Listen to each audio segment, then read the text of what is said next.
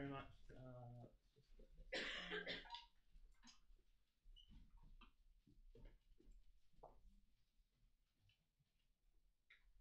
Make sure it's working. Hello, everyone. My name's Shagan. I'm a registrar in intensive care. I like social media and I like ultrasound, and I'm here to talk to you about social media. Can everybody hear me now? I think that's better. Okay. First thing to say, just I have a few declarations of interest. Lots of these are social media involved websites, and I think I finally have a financial conflict of interest after many years of trying. So I'm here to talk to you very briefly just about social media. And when we think about that, you probably think about these things. So these are all very famous logos of various companies. And sadly, most of our associations with social media are quite negative. We think about people like this, which if some of this will make you very happy. If it does, I'm a bit worried about you. But most of us it'll fill us with dread. However, what if I told you that there is actually a red pill to this blue pill of badness, that there is actually a positive side to social media, especially if you're interested in using it in furthering your career for medical education and for learning? Well, so the story of social media and medical education really kind of took a turn in 2012. So some of you might recognize this guy on the left. He's a guy called Mike Cadogan, and he's Australian. He originally trained in Oxford, and he's an emergency physician. And he has been very interested in the use of this new growth of media for medical education for quite some time. And while at an emergency medicine conference in Ireland in 2012, he was drinking a pint of Guinness, and naturally the solution came to him at the bottom of the pint of Guinness. He came up with this concept of FOAM, free open access medical education. Unfortunately, if you search on Twitter for FOAM, you end up with lots of images that are unsavory, so he came up with a slightly different term called FOAMed, where he just expanded the term to medical education. And what he did by doing so was he created a single catch-all term that anybody anywhere could search for using search engine of your choice, and would bring up lots of medically related and educationally relevant articles. There have been lots of spin-offs of the hashtag since then. So critical care has its own version of the FOAM hashtag called FOAMCC. Anesthetists have their version called Foam Gas, and so on and so forth. But it's expanded quite significantly. It's not really new stuff, really. The doctors embracing the pervasive media of their time. So, on the left is a papyrus from ancient Egypt. This is the first ever known medical textbook. And on the right is cardiac arrest from the 1970s. And does anybody remember watching that? Some people do.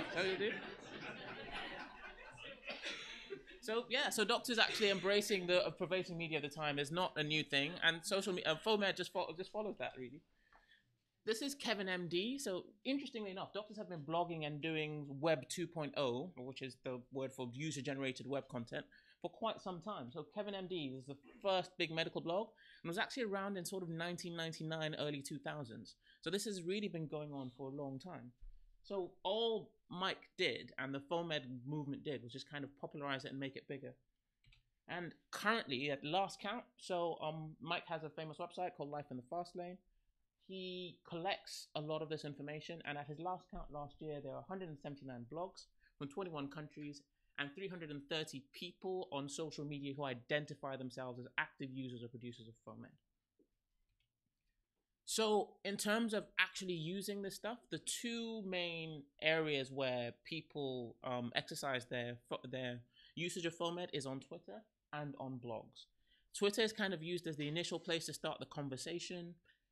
Works quite well. The messages are short and punchy, and you can link articles, you can stick videos in. And if you're going to have a more extended discussion, you tend to go on a blog. So on the left, you've got Life in the Fast Lane, which is Mike's blog, probably the biggest one. He collects all the FOAMed resources every week. He releases a big newsletter where he collates as much foam as he can. So I would highly recommend that you check that out if you're looking for a starting point in foam. A lot of the foam stuff came to a head in 2013 with a conference called SMAC. Have any of you guys heard of this? There's lots of anesthetists here. Lots of people here have probably been to SMAC. SMAC stands for Social Media and Critical Care. Originally held in Australia.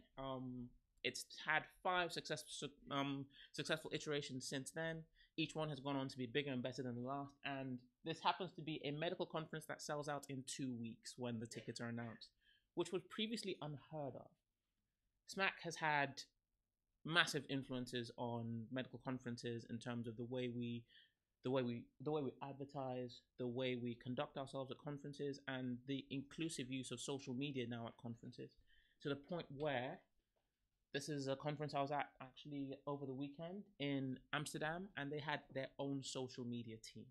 So doctors who were there purely to engage with the wider community who weren't at the conference via social media. So I was fortunate enough to be one of them. So was Jonathan here, who's live streaming this as we speak. And we provided blogs, podcasts. We live streamed aspects of the conference, and we basically generated a whole set of extra content outside the conference. That's how big it's gone. So what does this mean to you? You might be wondering. Well, so interestingly enough, I am actually here at this conference entirely through social media. That's how I met Sophie. Sophie entered into the world of Twitter, gradually found her way into the world of FOAMed, when I would actually ask questions like this and address them to people like me who were just innocent Twitter users. And so she would say something like this, just a simple question about morphine, and she would end up with a whole bunch of replies like this. From there's me up there giving a reply. There's Henry Hammerbeck, who's another anesthetic trainee, giving a reply. Another example of an interaction asking about the use of how we choose fluids to administer in the case of an acute anaphylaxis. And again, another few responses, responding with an article. So that's how powerful Twitter can be. These are the problems. The main problems with social media is that social media is unfortunately full of people. People's intelligence. Yes, exactly. And people's intentions are not always honorable. So there will always be somebody out there who is not polite, whose intentions are not pure, and who was just there just to rile you up and just upset you. How you handle them is entirely up to you, but make sure that you do it in a way that keeps you safe and allows you to function as an effective human being. And that's it, really. I think social media is a really powerful tool for medical education. Please give it a go if you want to get on Twitter. If you're not on Twitter already and you want to get on Twitter and try this stuff, come talk to me and stay safe. Thank you very much.